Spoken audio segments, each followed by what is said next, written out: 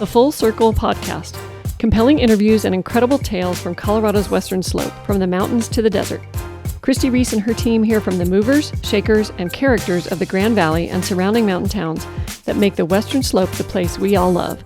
You'll learn, you'll laugh, you'll love with The Full Circle. Hi, everybody, and welcome back to The Full Circle Podcast. I'm Christi Reese, your host, and I'm really happy today to have the Superintendent of District 51 Schools here in Mesa County, Dr. Brian Hill. Thanks for joining us, Brian. Thanks for having me. Yeah. So lots to talk about, but I want to talk about how you first heard about the job and how you ended up coming to Grand Junction. Yeah. So I'm originally from Texas. I have to kind of pause for a second there because it's all right. We like Texans around here. Good. Yep.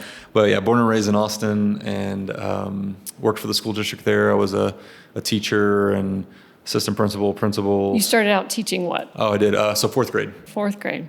Which was the best grade. What a joy. Oh, right? It was amazing. I actually wanted to do secondary. I thought I wanted to coach, and ended up in elementary and just fell in love with it. And so yeah, I did fourth grade for a few years. And while I was doing that, I had a principal at the time who said, you're going to end up being in a leadership role one day. And I thought he was crazy. And so he pushed me to go back and get my master's at UT Austin. And so I did that while I was teaching, and then, like I said, became an administrator at the elementary level as well.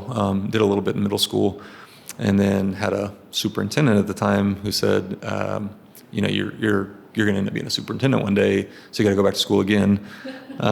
So went back and got my doctorate, and so I worked for the superintendent for a couple of years, the last 2 years that I was there in Austin. And my wife's originally from Colorado. We love visiting Colorado, and we said one day we would move here. And so I just thought, well, I'm going to start putting feelers out there, just see what's Keeping out there. Keeping your eye on things in the area. Yeah, and this job popped up for assistant superintendent in Grand Junction. And honestly, I probably would have overlooked it, but a year prior, we were on a road trip, and we passed through Grand Junction from Moab, heading to Glenwood Springs, which is where my wife's from. And I said, that's that town we stopped in. So anyways, I applied thinking I'll never get it. And that's a whole nother story, the interview process, but I ended up getting the job. And so I've been in that role for the last 3 years, and then just feel very fortunate to be able to move into this next role as a superintendent of schools. Well, we're so excited to have you. And so I know you love to run and you love to cycle. So Colorado's a great fit for you. When you came to visit your wife's family, did you get out on the trails? And so her family actually had already moved to Texas at that point, so she didn't really have family out here. But when I came for my interview for the assistant superintendent job, it was a 2-day process. And so after the first day of interviews, I thought, I don't have anything to do, so I'm going to go do some exploring. And I had no idea that the trail system was as it is. And so I actually ended up being on the monument that day, running on some trails, taking photos, and sent them to my wife and said, oh my gosh, this is beautiful out here. And then took advantage of the second day that I was here too, to get a couple trail runs in. So yeah, it's amazing. The fact that we have a trail that goes from Fruita to Moab we just didn't have that type of stuff in Texas. So it's really cool. And there are a few hills in Texas, I will grant you that. Yeah. But that many miles in Texas would be a long, flat it would. journey. Yeah. And the first year that we moved here that summer, I got into the lottery for the Leadville 100 and was very naive and thought, that won't be that bad. I've done long races, and the hills definitely kicked my butt when I got out here. So yeah. Awesome. Hope you don't mind if we talk about running for a few minutes before we get to more school stuff. But you recently completed a 50-miler, and you've got another 100-miler coming up. I do, yeah.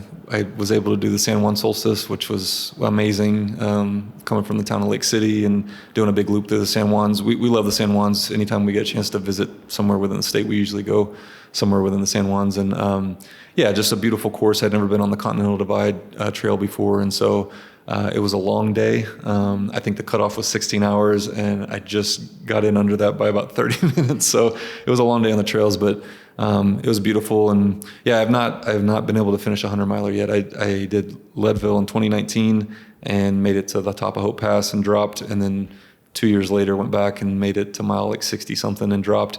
And so I'm doing the Bear 100 in September, and I'm hoping that'll be my first 100 that I finish.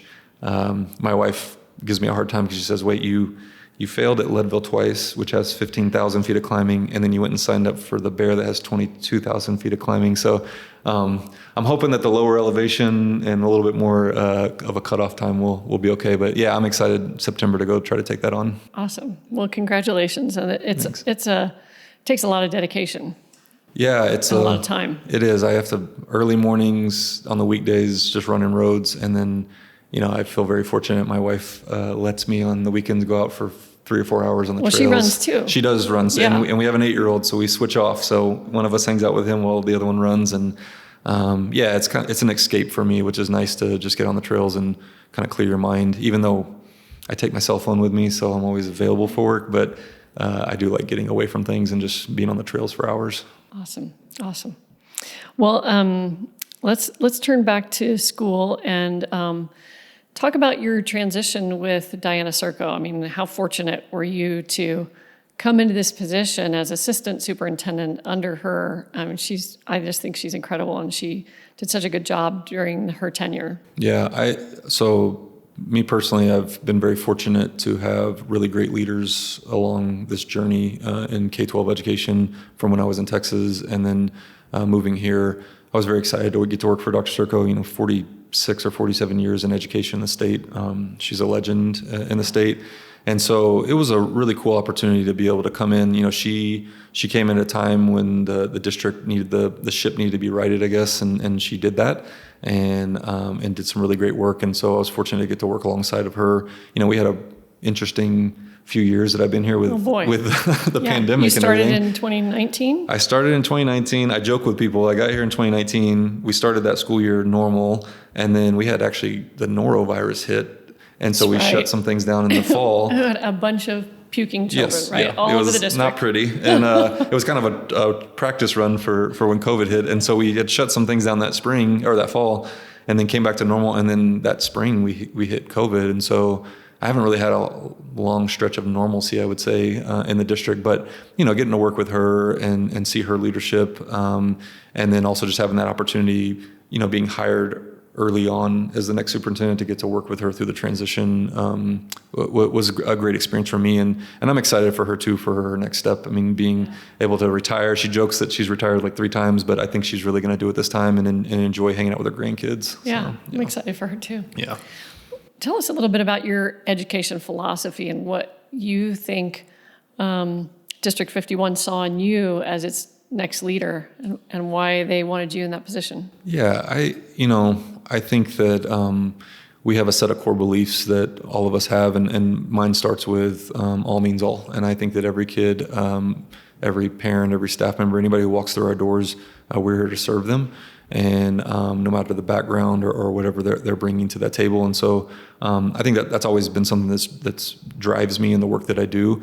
I guess you may call it workaholic. I work really hard. That's one of the I may not be great at everything, but I'm going to work really hard at everything that I do. And so I feel like I had some time to try to prove myself over the last few years with everything that happened, like I said, with the pandemic and being able to keep schools open during that time. And not only keep schools open, but our students were actually progressing during that time when other districts, their data is actually going backwards. And so, I think those things probably stood out. I feel like I'm a good listener. I usually don't talk a lot. I get some grief for that. Sometimes the board's like, say more at the board meetings, but I like to listen more than I like to speak. And so, I think that helps when you're in a district this large and you've got a lot of things going on, to not overreact to things and take the time to hear both sides or multiple perspectives and try to make the best decisions. And then, I think the last thing is I'm not a micromanager. I think you hire great people and you trust them to do the work they need to do and you support them in that. And so, I think those may be some things that stood out to the board. I'd have to ask them specifically, but I do feel very fortunate to have worked with, former board members and then this new board that we have as well, moving forward into the future. So.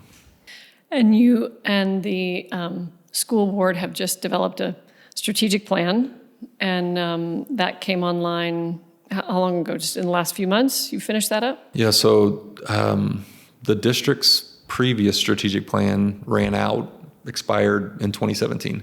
So we actually haven't had a strategic plan for about 5 years. And when I got here in 2019, that was one of the things that Dr. Circo and I talked about. We said, hey, we really need to have a strategic plan. You have to have a vision for the direction you're heading. And at the time, we thought we'll just do it ourselves and do it internally.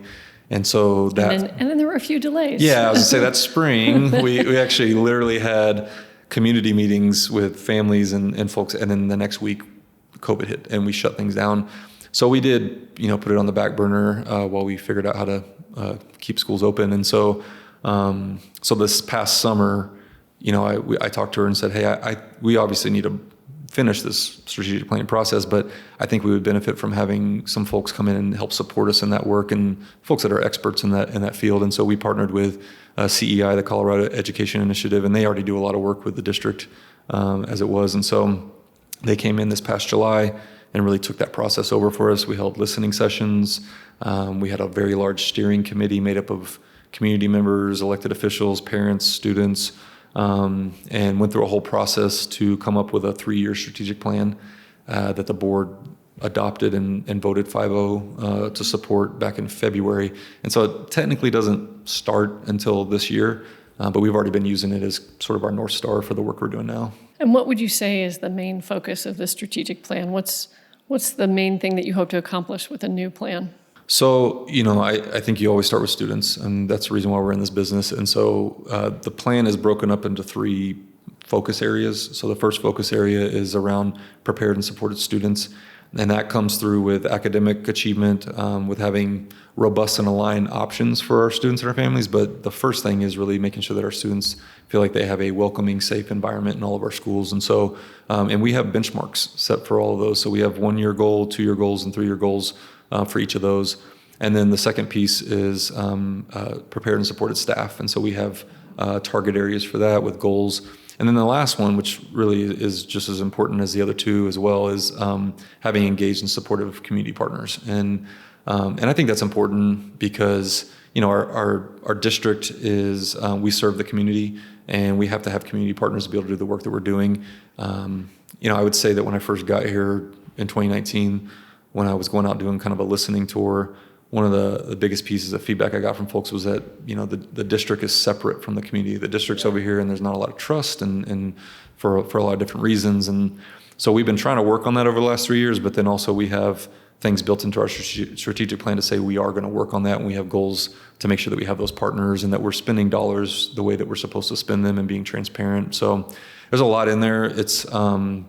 I think it's an ambitious plan, but it's one that I think you have to be ambitious if you're going to make improvements. And you say it's a 3-year plan. Mm-hmm. So in 3 years, you'll start that process again and do another strategic plan based on where you are at that time? Yeah, so where we are right now, the plan's adopted, it's set, and then we're actually working right now. We're continuing to work with CEI to talk about how do you operationalize this. Now, we've got a great plan, but how do you actually make it happen?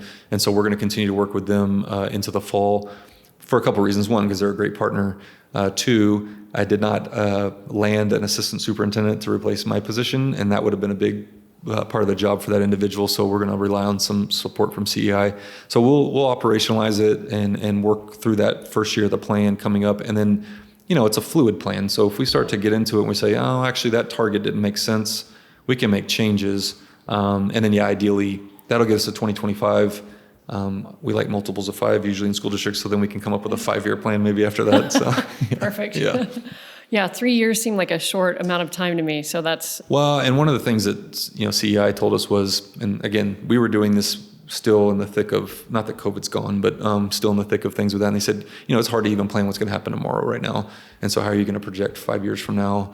And so 3 felt like a reasonable number. And like I said, it'll get us to 2025, and we can start working, a year prior from that to start about creating that next plan. It usually takes, for a school district, at least a year to go through that strategic planning process.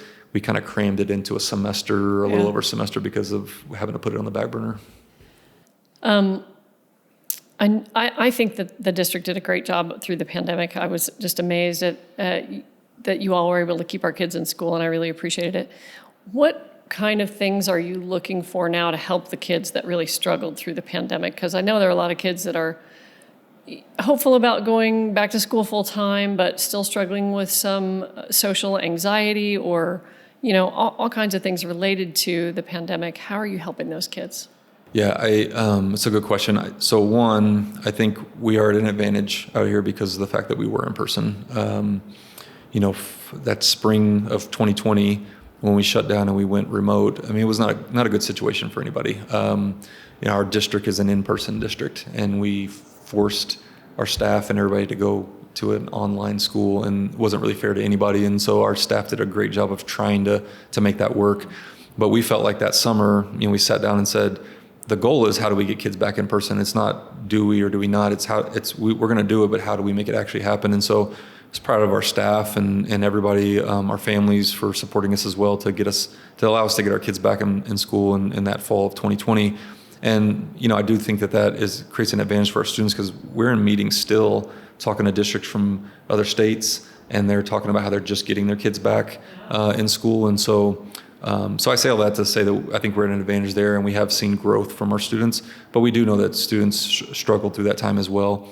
So a couple things we've done is we've tried to really utilize our ESSER funds that we receive from the state and from the federal government to provide different opportunities like expanded summer school, for different types of interventions at the school buildings, for different programmatic things that we can offer, but really targeting our students that are falling further behind.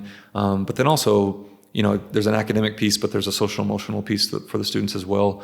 And so one of the things that we used some of those dollars for was to bring in Capturing Kids' Hearts for our middle school students, and now we're expanding it to our high school as well. And it's all about creating that positive culture and climate within your classrooms, welcoming students in and helping them to feel welcome, so that they can actually learn. And so we've got a lot of different targeted things that we're doing. But like I said, because we didn't have to take a complete break from in-person learning, we were already working on some things that we think will pay off in the long run for our students academically, and we're going to continue to push through with those and if anything, expand them. So. And CMU had a groundbreaking pandemic policy during that time. Did you work with CMU at all, and how did you all communicate and help each other? Yeah, I'm having flashbacks to when we were that summer of trying to figure out, there's no playbook for this, right? How you're going to open schools in the middle of pandemic. So we really relied on our partners, our local partners. And I say local because we were getting different information from, areas on the Front Range that were saying you can't do that. And it's like, well, our local health department is saying we can do it, or our university is saying they're going to try this. And so we really relied on that partnership, working with President Marshall and CMU, and I remember Dr. Bronson being a huge piece of that as well, working with Jeff Kerr and Deanna Williams and the folks at Mesa County Public Health, and really just coming together and saying, what's best for kids, and what opportunities do we have that we can still create a safe environment. We didn't want to put people at risk or in danger, but how can we... There's also a risk associated with not having kids in person, and so we wanted to find a way to do that safely. And so, I think we're very fortunate to be in this community, to have folks that will think outside the box a little bit. So. The time that you've been here at the school district, not that there's controversy around you, but I'm sure there is. Probably is. That Brian Hill guy. But there's been some controversy with school board and elections and all of that. It seems like things have gotten a little better and people are working together a little bit more. How are you feeling about moving forward with the current board and everything that's going on? And they're highly involved in the strategic plan, right? Yeah, it's a good question. So even prior to the elections, the school board elections, I think anybody asked would say that this was a kind of a divisive election time, and not like anything we've seen in the past. And it wasn't just happening here; it was happening across the country, everywhere. Yeah. And I don't know the reasons for that. I think people have different views on things, and views started to collide, and so it was an interesting election cycle or process. And then when our new school board, and actually really 4 of the 5 board members are new, because Dr. Schultes was appointed right before the election. So we had 4 out of 5 board members brand new to the board. And that would be hard in any year. And especially if you've never served on a board, just trying to learn what that actually means. And really it's on us as a district. We did not do a onboarding process. We didn't have anything like that in place. We will have something in place next time around. That's actually one of the things the board wants to take on, is creating an onboarding process for the next board members that get elected. Important. Yeah, because it wasn't really fair to them to say, coming in brand new, hit the ground running, but we're not going to actually tell you how to be on a board or how to govern. And so there was a rocky start there. And so, compared to where it was back in, November, December, and where we are now, it's completely different. I'm not blowing smoke when I say I really want us to be a team of 6, 5 board members and myself working together. And I believe they want that as well. And they want what's best for kids. And so we're going to disagree on things. That's going to happen anytime. But how do we make sure that we keep the focus on students and keeping that the main thing, and coming to resolutions on things that we can move forward. Yeah. That everybody can agree upon. And what does good governance look like? Like I said, if you've never served on a board before, it can be hard to even figure out what does that even look like. So we actually received a grant from the state, about $10,000 grant to do a year-long board training process. And wonderful. We're going through that right now. And so learning what does good governance look like. And a part of that will be what I mentioned before, creating this onboarding training for school board members when they come on later. We even want to do something where if you think you might want to run for school board, we invite you to an evening session where you come learn from the current board on what does it actually mean to be on a board. And right. What does it entail? How much work is it? What do you need to know? Yeah. How can you prep? Yeah, because it'd be good to know that before you sign on for four years. It's pretty easy, right? You just show up to a couple meetings, raise your hand now and then. There's no packets full of things you have to read, and it's a position I would never want to be in, to be honest with you. So I'm really thankful to the people that dedicate their time to that. It's important for our kids. And we just talked about in our team meeting today, listening to each other and hearing other points of view, and listening and absorbing, instead of always thinking about your own reply and how you want to tell your side of the story. So I see that as so important in the school board, because there are differing views on things. There are differing views, and I've been completely honest with people about this, that coming from Austin, Austin's like the polar opposite of Grand Junction, Colorado. And so I actually feel fortunate to be in this community because personally it's pushed me. I came from a bit of a bubble, and now I'm hearing different perspectives that I didn't necessarily hear when I was in Austin. And like I said, I'm not always going to agree on things, but sometimes I do, or it gives me a different view on something. But I think we've got to get back to the point where we're hearing each other out and trying to find that common ground, and things kind of strayed away from that. But I think we're heading in the right direction in the future, and so I feel fortunate to be a part of this community, and that is one of the reasons, is that we have differing views within this community. But if we can all listen to each other, I think we'll be better off. Agree. What is the process for hiring your replacement? Oh man, well, I mentioned a while ago we have not found that individual. And we fully intended to have had that process completed by now. So we did go through multiple rounds of opening the job position up and interviewing, and we had good candidates. I don't want to make it seem like we didn't have good candidates. I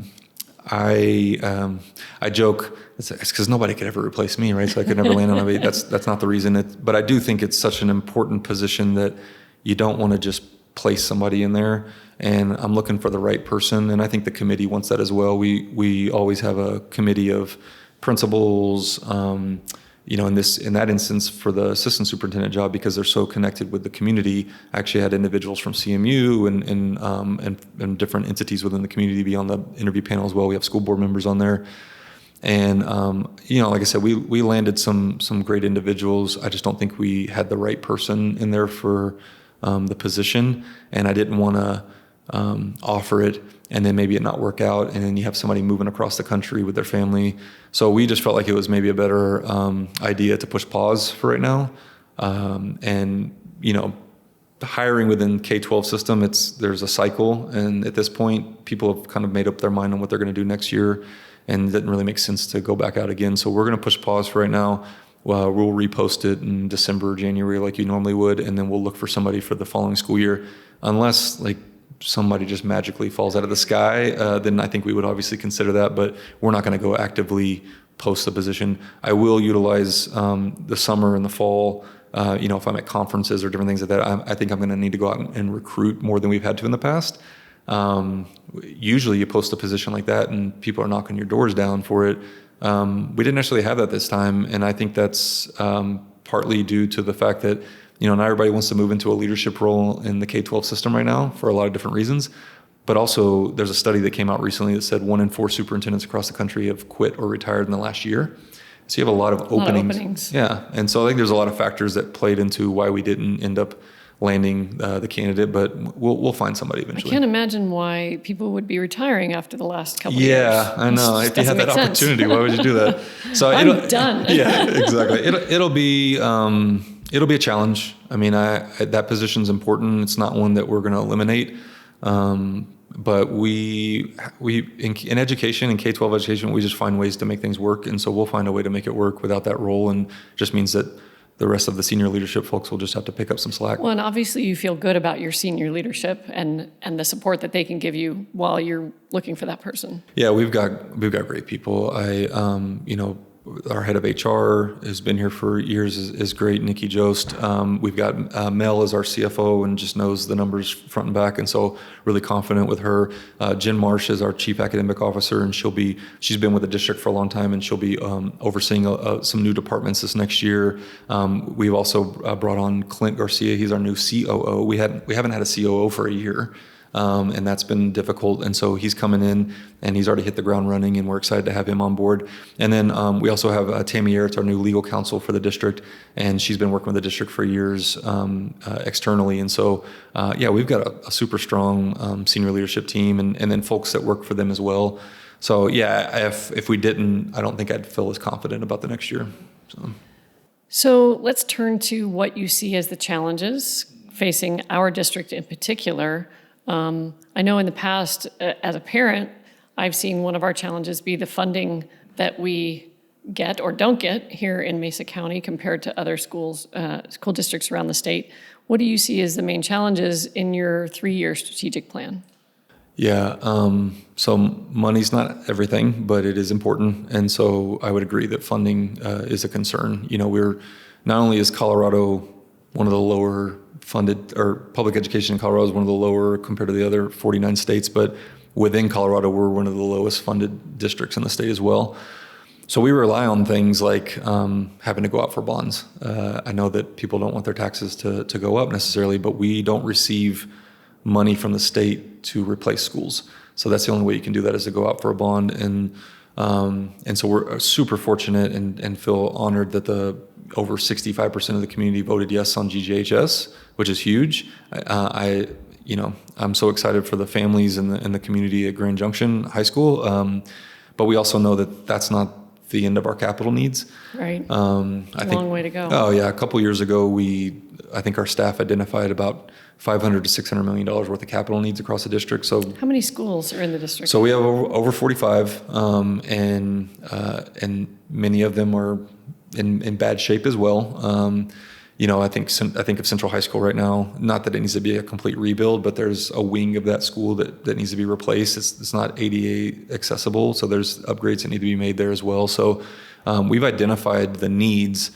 I think it's important that we make sure that we are on time, under budget, transparent with our spending on this bond project, and we show the community and the voters that we can be good stewards of those funds, so that when we do go back out, because we will have to go back out for another bond at some point, that trust is built back up. But the other thing folks may have forgotten about is that in 2017 there was a mill that was passed, and that mill has a sunset on it, and so it runs out in 2027, and there's a lot of parts tied to that mill that, if they go away, would be a big loss. So there were 5 extra school days built in with that money. We got new curriculum resources from that money, technology, professional development, things like that. So that's something too that we'll need to have those conversations with the board and the community and say, is this something you want to continue to support into the future? And those are definite needs in areas that we're going to have to focus on, is our facilities and how we support our schools, and how do we continue to utilize the dollars that we do have in a smart way and trying to invest that back into our people. The last 2 years, we've been able to do that. Great. Yeah, you gave raises to teachers and staff? Last year, so not this past year, but the year before, we were able to give 8 to 10% raise. And then this past year, we were able to do a 9.1% raise. And again, we owe a lot to our CFO Mel and her team for being creative with that. But and we at the same time we've also built our reserves up. We have our reserves where they've never been before, which you need to have as a school district. And so we want to continue to do those things because we need to keep our salaries competitive. We need to be able to attract and retain highly qualified individuals. And so that's something that we're going to focus on as well. And what are other ways that we can attract staff to move out into Western Slope? And I know we've got a group that's looking at affordable housing for teachers. And so I think really anything we can do to support our people is really important. I used this quote in the paper the other day, but I had a professor that told me the most important program you can invest in is your teachers. And I believe in that. We can go buy all these things, but we really should be putting our money back in our people, and we're going to try to do that in the future. A good teacher is an amazing thing. I mean, when you think about the teachers that meant something in your life and your kids' life, it's so important. Their personalities and their perspectives and the love that they show to the kids can overcome a lot of deficiencies in the classroom or the building or anything like that. It's not always, it's sometimes a thankless job, and so it's the toughest job I ever had. This job is hard. It's way harder to be a teacher, and so we owe a lot to them, and like I said, we need to make sure that we're keeping that as a focus as well as making sure we're supporting them in the future. And one of those ways is figuring out how we can increase salaries and make them competitive. With another recent school shooting in our country in Texas, what is the focus of District 51 on making sure our kids are safe? That incident obviously rocked everybody. It's my native state of Texas, so it was obviously hard to watch that as well. Anytime we have situations like that, and they happen, unfortunately, we as a district take the time to analyze what went well and what went wrong in that situation. And so our head of safety and security, Tim Leon, meeting with his safety and security team, meeting with district administrators and figuring out what can we learn from that situation, and what adjustments do we need to make. Do we need to add more resources in certain areas? And we will be doing that next year. But also just having those conversations about, what are our current practices and are they effective? And if they're not, then we need to make adjustments to them. And so, it's a tough situation anytime those things happen. But we can also use them as learning experiences. And so, we're going to do that as well. And I think it's, obviously there's conversations about, hardening schools and when we have those conversations, but there's also conversations about like, how do we support students and staff within the buildings as well. And I know mental health is a big focus all the time, but definitely right now as well. So just having those conversations, and then if we need to put more dollars towards certain things, then we'll do it, and not wait to do that. I know that in the bond that was proposed a few years back, there were a lot of safety improvements to the schools. Do you feel like there's still a number of schools in the district that need those upgrades? Yeah, so even though that bond didn't pass, we did have to kind of reallocate dollars to try to take care of some of those things that needed to happen regardless. So, we added vestibules to a lot of our schools, and we did do a lot of those security upgrades, cameras and things like that where we could. But that is part of kind of the ongoing conversation around future bonds or things that we might need to go out to the community and ask for would be other security upgrades. That's actually why when I came in, I was naive in 2019. I got here that summer and the bond was actually already moving forward. And I thought replacing a crumbling high school and then security upgrades and class additions to the other ones, like this seems like a no-brainer. And then when it didn't pass, it was eye-opening. But again, we didn't let that stop us from taking care of the things that we needed to take care of. It just meant, though, that we had to pull dollars from somewhere else that had need, unfortunately. And so there are not enough dollars to take care of those needs. And so we've done the things we can, and then we may end up having to go out and ask for more later for that. Can you talk a little bit about the state of the arts and sports in schools in the country in general? I know every state is different. You look at a football state like Texas, and there's a lot of money going towards football, and I don't know how each district or each school pays or allocates funds for that, but it seems like parents are bearing more of the weight for all those kind of things. Do you see that continuing? And what's your take on the future of those programs? So, yeah, you can't bring up sports with a Texan without talking about football. So, yeah, it's funny. Wait, if you drive down, if you're not from Texas and you go down there, you're like, that's a middle school stadium? Oh, yeah. I know. They're better than some of the college stadiums.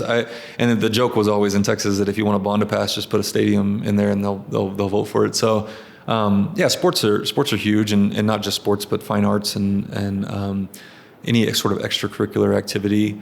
I think they're important because while not every student's going to participate in them, the students that do, that might be the thing that keeps them engaged in school.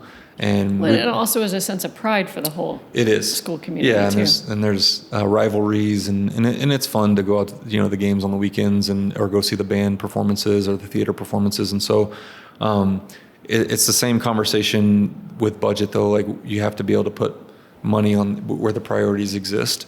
And so, I know that we would definitely want to put more into fine arts and sports and extracurriculars. If we do that, we have to pull from somewhere else. And so, those are conversations that we'll have. At the end of the day, the board obviously adopts the budget, and we want the budget to be focused on the strategic plan.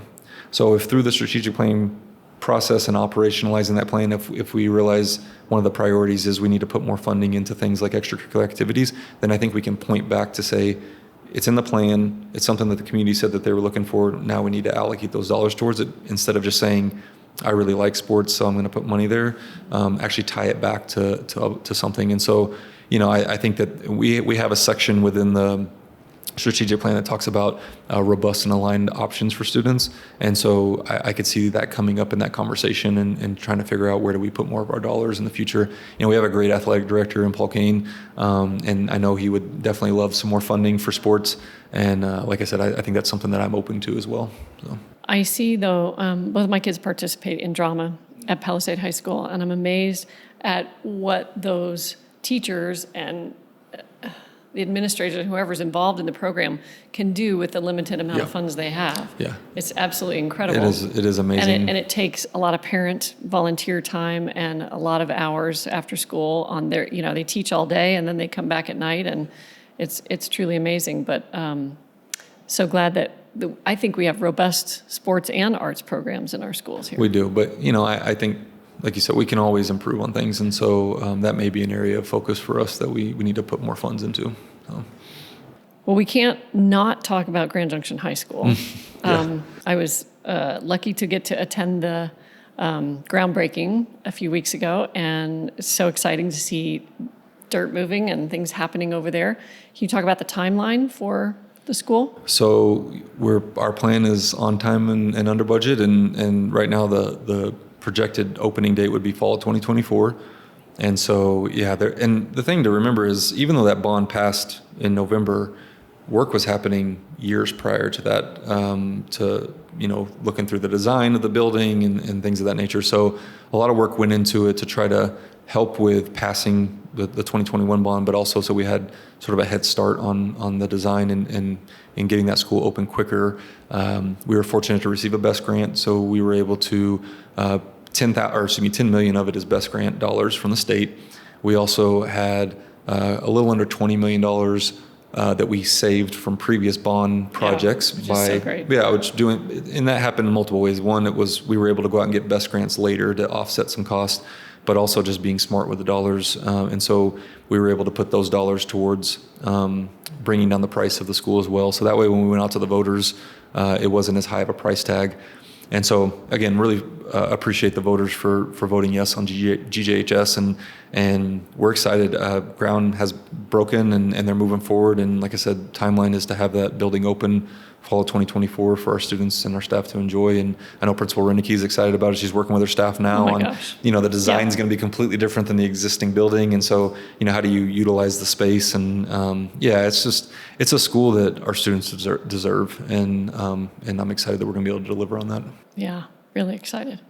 I want to talk about District 51 Foundation too, because I don't know if that is common in other communities, but I think that we're so lucky to have the foundation and the director and the board there that supports learning for teachers and a lot of other things within the district. Can you talk about the relationship with the district and the District 51 Foundation? Yeah, kind of piggybacking off what we talked about earlier with funding from the state, we are not properly funded for K-12 education. And so when you have an entity like the D51 Foundation that comes alongside and says, hey, we're going to go out and actually promote and highlight the district and talk about the good things that are happening in the district, but also share the needs, and then actually go out and try to find funding for that and find donors to help with that.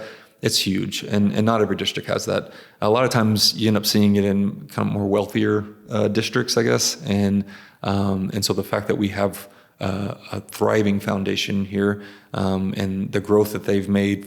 I think they just celebrated the 10-year anniversary or 11-year. I think it was 10 years from where it was when it started to where it is now. And Dr. Christensen, the work that she's doing as the executive director of the foundation, it's a name now, right? If we mention D51 Foundation, people know what that means. And then there's also, I talked about trust. There's a trust factor there where individuals feel like if I donate my funding or my money here, it's going to go and be put to good use. And so the dollars do go to things like professional development for our teachers, technology for our classrooms and our teachers, different grants and things that teachers can apply for. So yeah, we're super fortunate to have that in the district, and really appreciative of not only Dr. Christensen, but everyone who serves on that D51 Foundation board. Yeah, it's a very cool organization, and they throw a good party too. They do, yeah. If you've never been to White Ice, you got to go next year. So yeah, it is a lot of fun. So. It was a lot of fun this year after not having a party for a couple of years. I kind of liked the outdoor thing. I'm sure, Dr. Christensen and everybody who had to actually set up everything and put it on, it was a headache, but the outdoors was kind of cool. But yeah, it's always a great time. And, I think the main reason why we have that celebration is to highlight the schools as well that made the most academic progress and academic gains, and then our staff that we want to highlight.